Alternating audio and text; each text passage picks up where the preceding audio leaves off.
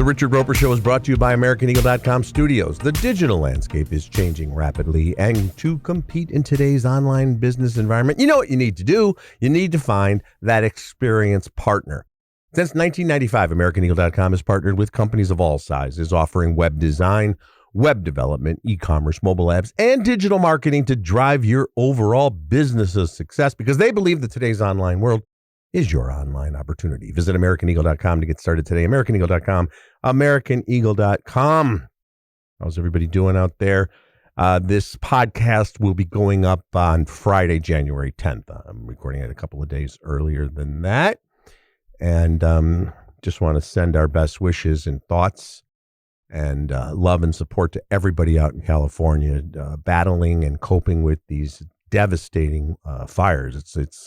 It's almost unprecedented, and it's hard to wrap your mind around it for those of us. I'm obviously in Chicago. I've got a lot of friends there and keeping in touch with them. But man, I mean, it's just the awesome. And when I say awesome, I mean in terms of just, incredible and overwhelming power of nature and these high winds and the fires. It's just it's a true inferno, and we wish everybody the best there. Lots going on, as always, in the world of entertainment. I want to say one quick thing, too, about the Hollywood angle. And, of course, this is obviously a minor thing, not a minor thing. Listen, it doesn't matter if you're famous or rich or not. If you lose your house, you lose your house. It's devastating. And anybody taking joy in anybody losing their house because they disagree with them politically, be better than that. And premieres have been canceled or postponed. And, again, it's a very relatively minor thing in the grand scheme of things. But I saw Steve Guttenberg out there. You know Steve Guttenberg from the Police Academy movies and Diner, probably his best role. Out there being a good Samaritan, helping people out, and good for him. And it was a little odd to see. There was one major news outlet said that Steve Guttenberg goes unrecognized as he helps people out. And I'm like, well, if he went unrecognized, how would you know he's out there? Just want to point that out. Very minor stuff, obviously. Hey, this is kind of unsettling, and this is not a news story. It's a new celebrity talking about it, but this has been going on for years now. Did you hear about this? Johnny Depp is warning of scammers impersonating him. This is a big deal. A major worldwide scam perpetrated by hundreds of bad actors. And when I say bad actors, I don't mean bad actors. I mean people who are acting in terribly bad faith. So Johnny Depp posted, I think this was on Instagram. It's been brought to my attention that online scammers are intensifying their efforts to target my fans and supporters, he wrote. As part of their tactics, they create multiple deceptive social media and email accounts impersonating me and members of my team.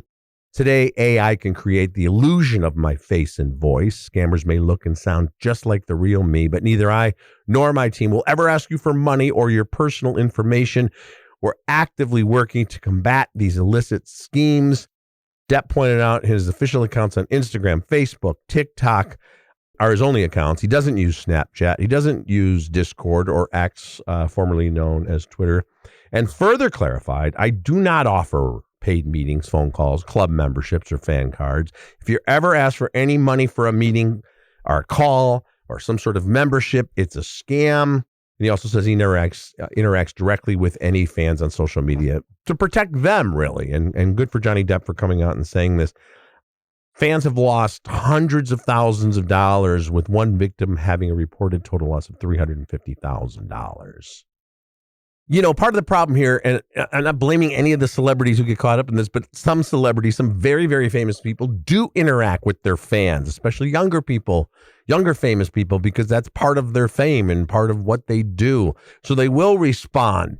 And as Johnny Depp mentioned in his post with AI, and, people are, criminals have always been, a lot of criminals, some criminals are incredibly stupid, but there have also, there's a term, criminal mastermind, and deceptive con artists have for centuries been very good at what they do. And now with AI, you can get caught up in this. There's actually a book coming out. In fact, I think it just might be coming out now. It's called The Murky World of Online Romance Fraud. A writer by the name of Becky Holmes.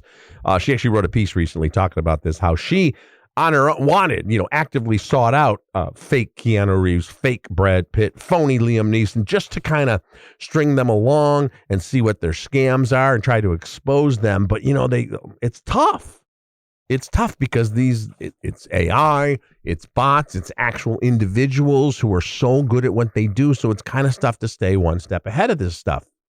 And, I think it's easy for us to say, oh, that would never happen to me. These are lonely middle-aged ladies or, widows or elderly, and that might be the case. But don't think you're above this because as this writer mentions in her book and talks about it, it's not the kind of people you normally would think would get duped. And you think about the fact that we all know somebody in our lives, either very close or we know a friend of a friend or somebody who went down some sort of Facebook rabbit hole or social media somewhere else and got either caught up in conspiracy theories or the anti-vax movement, or they became flat earthers. And in a lot of cases, and it's heartbreaking when we talk about this and you hear from people, intelligent, educated, worldly people who had lived solid, well-rounded lives have lost everything, including a lot of personal relationships, because they now believe in false flag school shootings, or they now believe that the COVID was completely a hoax, or whatever the case may be. So you can understand how people can be susceptible to this. Yes, you take a step back, and our friends at the Howard Stern show, Wolfie, who's one of the staffers now, his mom got caught by a Liam Neeson impersonator. And even after she knew it wasn't, she's still kind of hanging on to clinging to the hope that Liam Neeson is really reaching out to her.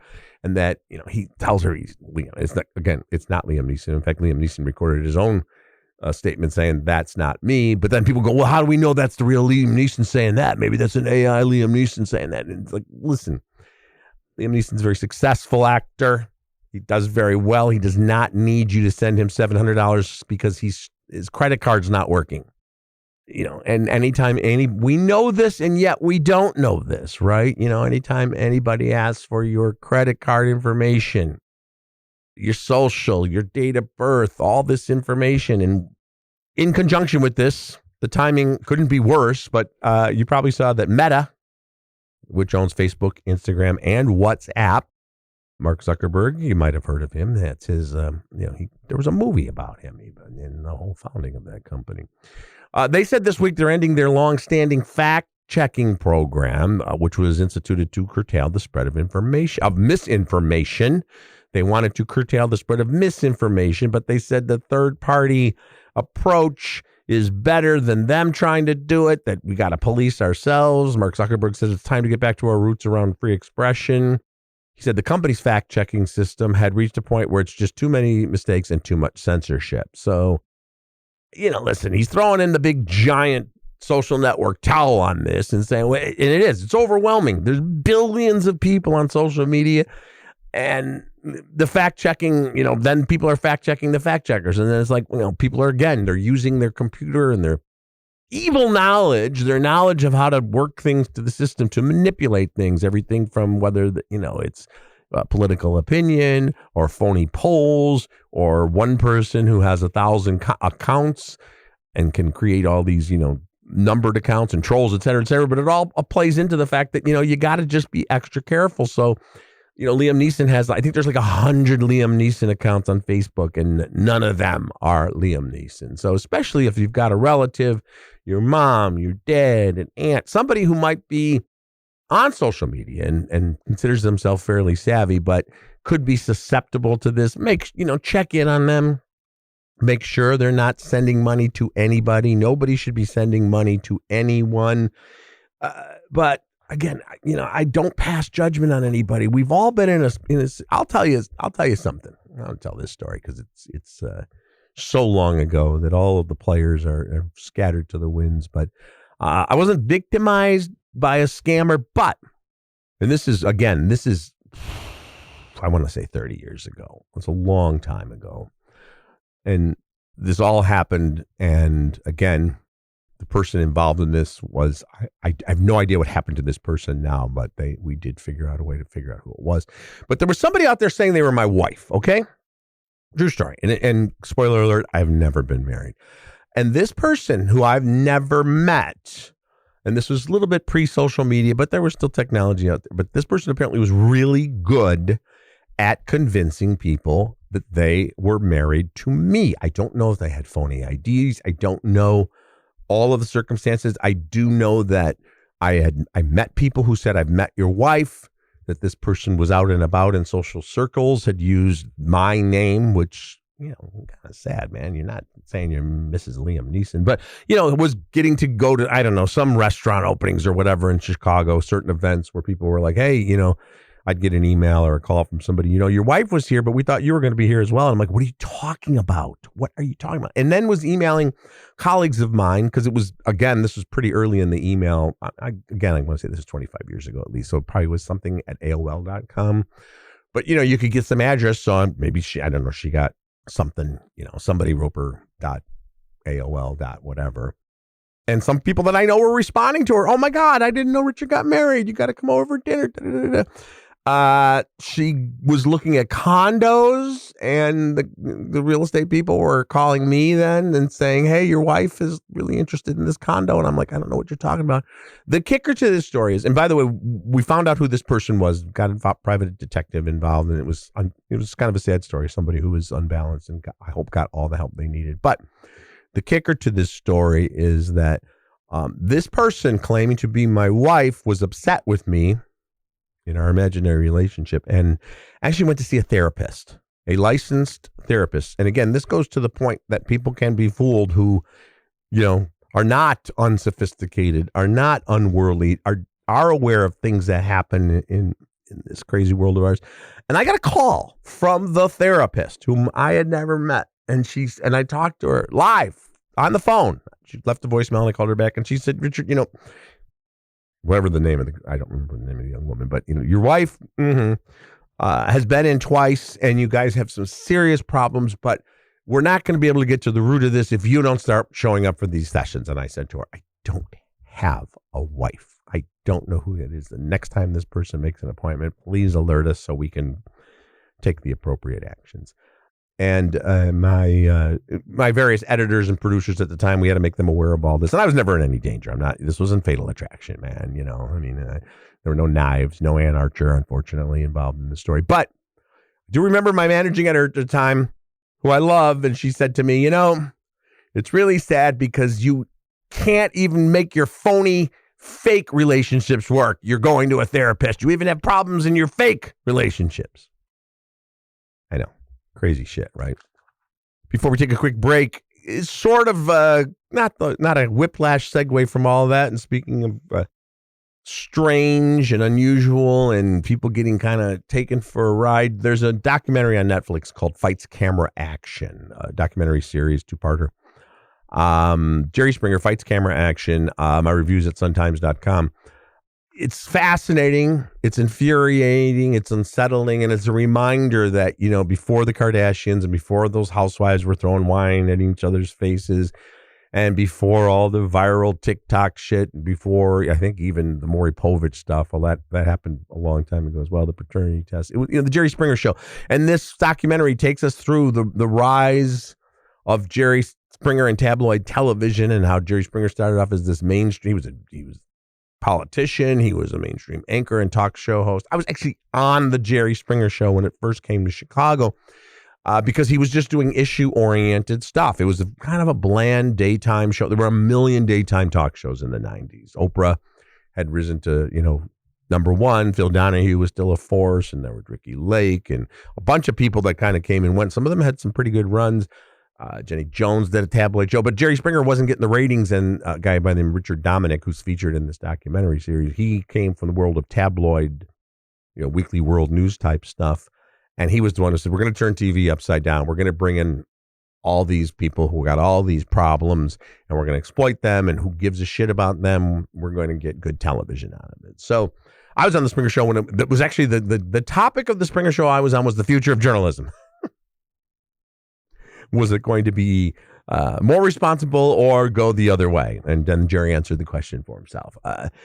Fascinating documentary series. I remember when they did the show in Chicago. NBC Tower in Chicago was the home of the Jerry Springer Show for more than a decade, and the Jenny Jones Show, which was just as tawdry and had just as many of the the insane topics. from the apartment I lived in at the time, I would walk to the Sun-Times and cut through NBC Tower on cold days like today. And the people lining up just to watch the show were scary. So you get to see My Sister Sold My Husband, Did You Cheat, I'm Pregnant by Your Man, the Clanfrontation show where they brought the Klan on, all that stuff. So the show's called Jerry Springer Fights Camera Action. Jerry Springer passed away a little more than I think about a year ago. A lot of us were surprised to find out he was actually living here in Chicago because he had left a long time ago and was living kind of a quiet life. And to me, the tragedy of Jerry Springer's life was that this was a guy, when you met him, and a lot of people that worked for him said this too, you know, he was really smart and really kind and could be very thoughtful and would then just shrug it off and always just say, it's just television. It's just a television program, he would say, very self-deprecating. But you know, as Robert Feeder, the great media critic, points out as he's interviewed in this documentary series, you can't just walk away from all of that and all the collateral damage and all the cheapening of our culture that happened and take tens of millions of dollars and then say, it's just television. So it's a very well done documentary, but it is kind of sad at times. And as they say in the documentary, Jerry Springer, you know, maybe at heart a good man, but he sold his soul for television. All right, let's take a break, and we'll come back with reviews of some new offerings.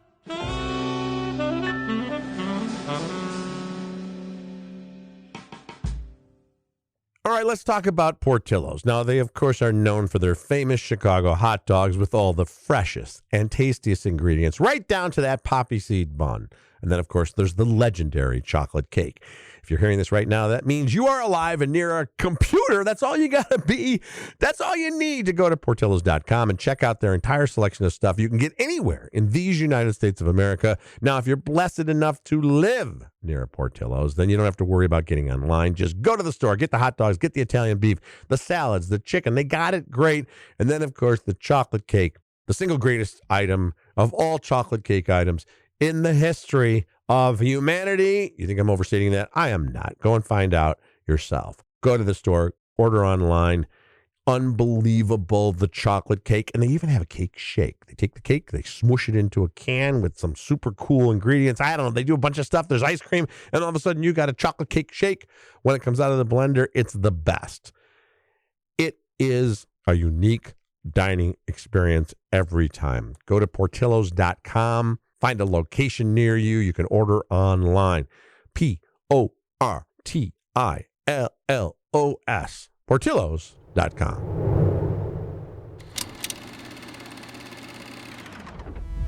Morning, Jack. You got the med students and new interns starting today. Lucky me. This is the job that keeps on giving. Ulcers. Johnny here now! Suicidal tendencies. And nightmares. Take the fucking nail out of my heart!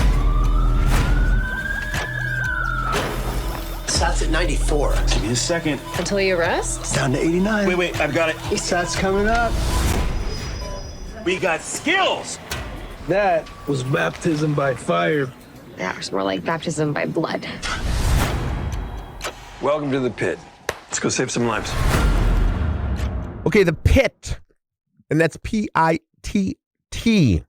The Pitt is a new series on Max. It's from some of the people who, including John Wells, who was basically the showrunner of ER, the legendary medical drama that kind of set the standard for all of the medical dramas that have come since then, revolutionized the genre.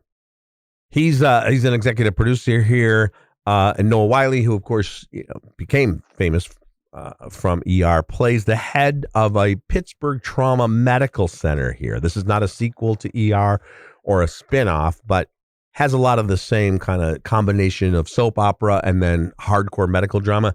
Also interesting too, the Pit. Each chapter, it's a 15-hour first season. Each chapter represents a real-time hour in the ER. So it's all one day. And Noah Wiley's the head of the ER, the trauma center. Great supporting characters, and they do a brilliant job. The first two episodes, you're going to be like, I don't know who these people are. There's too many of them, but they do a great job of establishing all the characters. And then you get the opportunity for great guest stars to come in. Some of the story arcs are pretty much resolved in one episode. Some are ongoing. there's going to, I'll tell you this, don't eat while watching this because it makes ER look like Marcus Welby in terms of the close-ups and the grittiness and the blood spattering and the bones sticking out and all of that stuff. I mean, you really feel like you're in the ER, but it's a great show. It's called The Pit. Another show that is unflinchingly brutal and violent and real is American Primeval. This is on Netflix. There's war brewing in this territory. Heading west is a mistake. I have no choice. Do you feel bad killing men?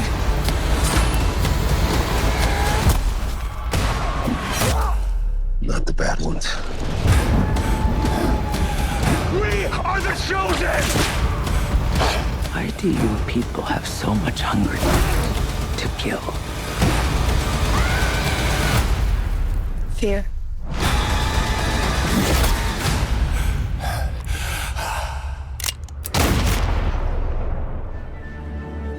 This is from Pete Berg, who has done all kinds of great stuff, going back to Friday Night Lights and Lone Survivor, Deepwater Horizon. Pete Berg has that kinetic directing style, very flashy camera movements, a lot of speed and action and violence. This is also the creator and writer of this series, American Primeval. I said American Revenant because Mark L. Smith wrote The Revenant. So American Primeval, it is primeval. It's set in 1857. It's based on the true story of the Mountain Meadows Massacre of 1857. That's when a wagon train with families heading west, they were ambushed by a group of Mormons and also some Native American recruits, and it was a mass murder of more than 120 people. That was a real-life occurrence, and you can read about it, a horrible tragedy. This is all pure fiction, all the characters, although there's like Kim Coates from Sons of Anarchy plays Brigham Young. I don't think the Mormons are going to be thrilled with the depiction of Brigham Young, but I also don't think it's historically inaccurate. And then a lot of fictional characters. It's essentially the story of a woman and her young son who are on the run for reasons I won't give out right now. And Betty Gilpin plays the woman. Taylor Kitsch is the guide who they kind of form a family, if you will. And it's, man, it really, they filmed this in New Mexico, and it really has the look, the old Westerns, everybody had good dental hygiene and nice hair, and the main street looked nice and clean. This is more in the 1883 Power of the Dog vein where, everybody looks like they stink because they did. And the violence here is very real, bones sticking out and scalping scenes and really brutal. And it's only 6 episodes, so it moves very quickly, but it's really well done. There's a lot of good stuff coming out early. There's also the Lockerbie miniseries with Colin Firth is out there. So a lot of good TV to start off the year, and we got some big movies coming out, and we'll talk about them in the podcast to come. All right. Everybody stay safe in California and anywhere else you might be. Everybody beware. Johnny Depp doesn't need your money. And I'm still not married. So if anybody tells you otherwise, nobody wants to say that anymore. But true story. All right, guys. Thanks for listening, and we'll talk soon.